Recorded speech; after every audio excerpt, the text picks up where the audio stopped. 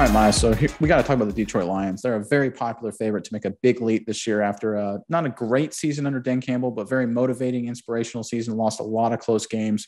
They look right on the cusp of maybe something special. They added a lot of key players on the offense and defensive side of the football. But there's one guy, they didn't add him, but it feels like a new addition. It feels like a guy who could be a major impact for this Detroit Lions team. I know you've got the story there, but before we talk about that, Lions fans, we're excited to announce we partnered with Ultra Game NFL to give away some awesome Detroit Lions merch.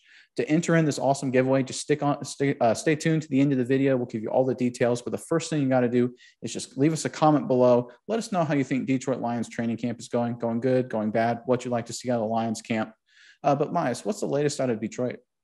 Yeah, Nick, one thing the Lions fans may like is Jeff Okudah is back at camp. He looks strong. He looks way more muscular this time around, and he is a full go for training camp. He has no restrictions, and he is ready to go. This third-year corner, the Lions' 2020 number 3 overall pick, was supposed to be like a lot of his contemporaries and like a Marshawn Lattimore or someone like that. He was supposed to be a world beater corner who was going to black out the sun on that side of the field. Nobody was going to be able to get past him, but he hasn't been able to stay healthy. I believe he's played like less than 10 games over the last 2 years. And last year's Achilles injury really was kind of a downturn for the Lions. It was a big blow to that defense. But now he is back, and he seems more mature. He seems more ready to go. But he still also seems like the same guy as well, the same playmaker that the Lions drafted at number 3 overall in 2020. And I think that is good, and I'm really excited to see him get back into the swing of things in training camp and see how far back he is and get him back into this Lions defense, who is very, very good. There's a lot of good pieces around the ball, and I think it's going to be a good year for the Lions on defense. What do you think? Yeah, so I think you brought up the fact of maturity. I think that's a big thing to remember with a guy like Okudah or a lot of these guys. And you know, I don't want to be too hard on Okudah. He's 23 years old. It's not like he's 35. Came out of college as a young guy. He's gone through 2 tough years. And according to mlive.com, Okudah's grown a lot. According to the website, Okudah said, "I think I've grown a lot, especially coming out of college. I was probably a little more naive than I thought at the time, looking back. Just being able to get through some of the tough things other guys go through. It's definitely made me mature a lot." And that's what I like to see, Mize, is from this guy, a little self-awareness. Because I remember me right out of college, right? Look, at 21, 22, I was doing a lot of dumb things, a lot of things I thought that's stupid, wasn't the best use of my time, wasn't really helping my career, furthering that along and trying to grow personally. I love the fact that Okudah recognized that at 21, 22, right out of school, he wasn't doing everything that he potentially needed to do. Obviously, fighting through injuries hurts, and he had some off-the-field things, according to this discussion with mlive.com, that was hampering a little bit too. So again, the fact that he recognized that's a big sign of maturity. And that's what I want to see from these young guys that are willing to kind of rebound from slow starts to the careers. Because I feel like the first thing you have to do is recognize that there's something wrong that you needed to correct.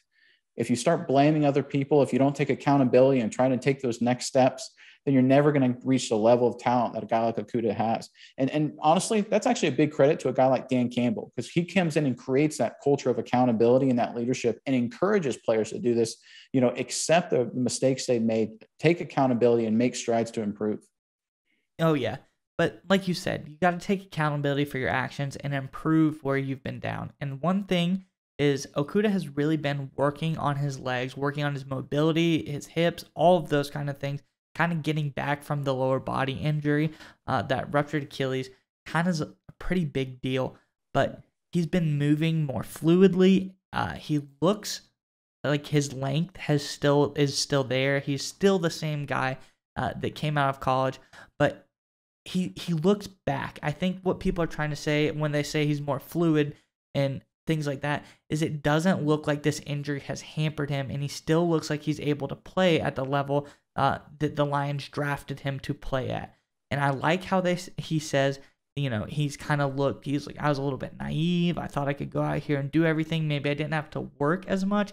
And sometimes these injuries come from like a lack of strength and conditioning. Maybe you think you didn't have to put in all the work you needed to, but sometimes they're just freak accidents.